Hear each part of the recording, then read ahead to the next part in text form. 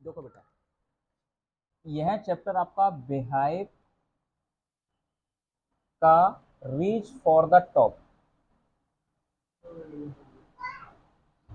Part number 2, जिसका नाम है मारिया शारापोवा। क्या नाम बेटा? शारापोवा। इस वाले चैप्टर में भी ये बताया गया है कि किस तरीके से अगर व्यक्ति किसी भी लक्ष्य को एक बार डिसाइड कर ले और एक बार ठान ले और लगातार निरंतर प्रयास करे तो उसको कोई नहीं रोक सकता।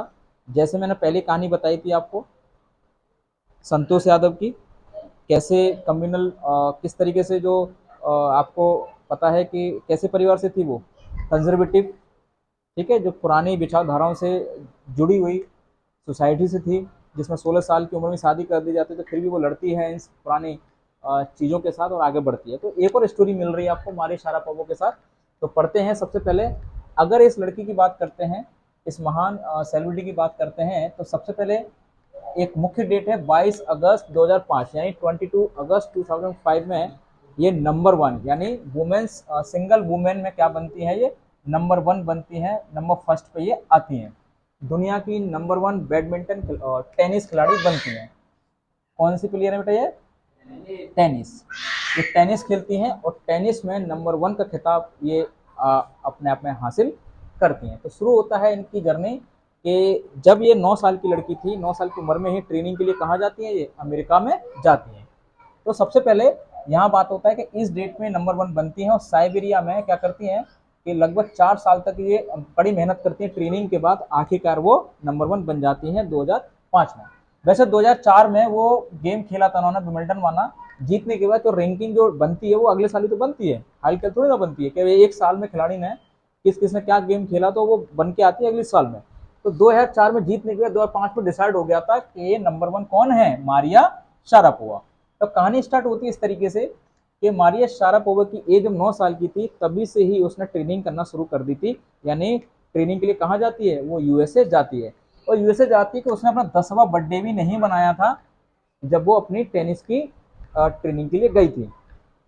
इतना इन्होंने सेक्रीफाइस किया। आगे इतना ही नहीं, क्योंकि जब जब फ्लोरिडा में रहती थी अपने मम्मी पापा के साथ, पापा का नाम यूरी और मम्मी का नाम येलिना है, तो फ्लोरिडा से 9 साल की उम्र में कहाँ जा रही हैं, वो यूएसए जा रही हैं। लेकिन यूएसए में केवल पापा और बेटी जा पा रहे हैं, माँ नहीं जा पाती, क्योंकि वीजा का कुछ इशू हो गया था। वीजा के रिस्ट्रिक्शन की वजह से ये अपने ही देश यानी साइबेरिया में रही थी।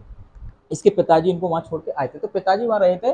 और क्या होता था, बेचारे वहां उनको मिलने भी नहीं जाते थे, क्योंकि इसकी फीस भरने के लिए इतनी कड़ी मेहनत करते थे कि आने जाने में मिलने में पैसा खर्च ना हो, तो बेचारे मिलने भी नहीं जाते थे उन बेटी से, केवल उसकी ट्रेनिंग में फीस भरते थे। क्योंकि पिताजी का भी बहुत बड़ा स्ट्रगल है। क्या नाम है? मिस्टर यूरी का, ठीक है।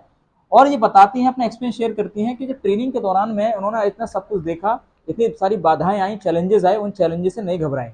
जैसे कि ये ट्रेनिंग वगैरह खत्म करने के बाद अपने कमरे पर 8 बजे आती थी। कितने बजे? 8 बजे आने के बाद अपना रेस्ट करती थी। लेकिन जो सीनियर प्लेयर होते थे वो 11 बजे आते थे, फिर उनको उठा करके उनको परेशान करते थे कि कमरा साफ करना है, चीज़ों को लगाना है, ये करना वो करना, उनको डिस्टर्ब करते थे रात में उठा करके। फिर भी ये बेचारी लगी रही, देख, ठीक है, अपने गोल की तरफ आगे बढ़ती रही। फिर इन सबके स्ट्रगल के बाद क्या होता है, 2004 में बैडमिंटन का खिताब जीतती हैं।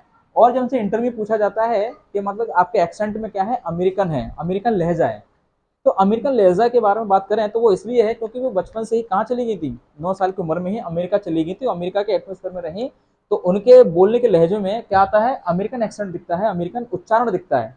ओके, ये चीज़ है।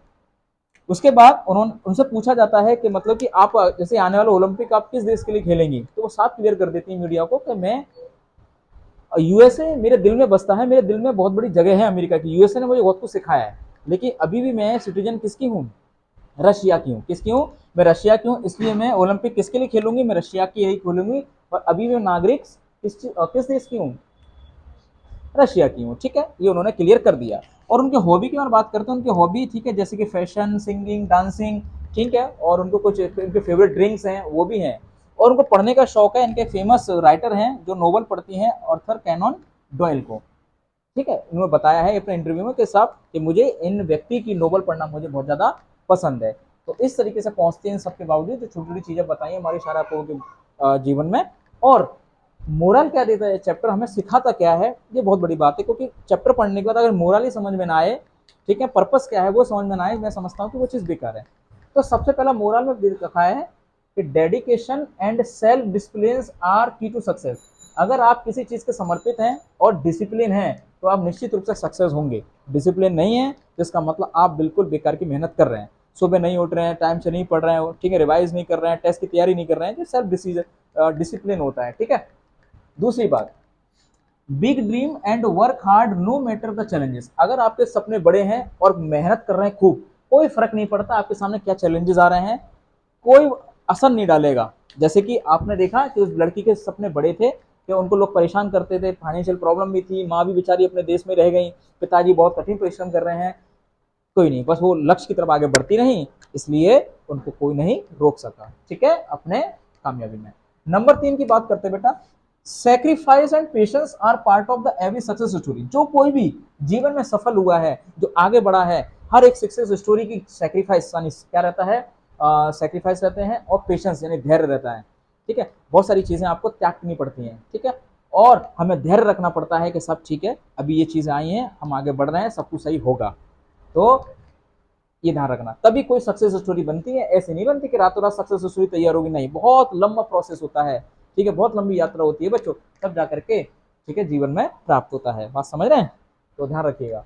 उसके बाद true success requires confidence, humility and presence.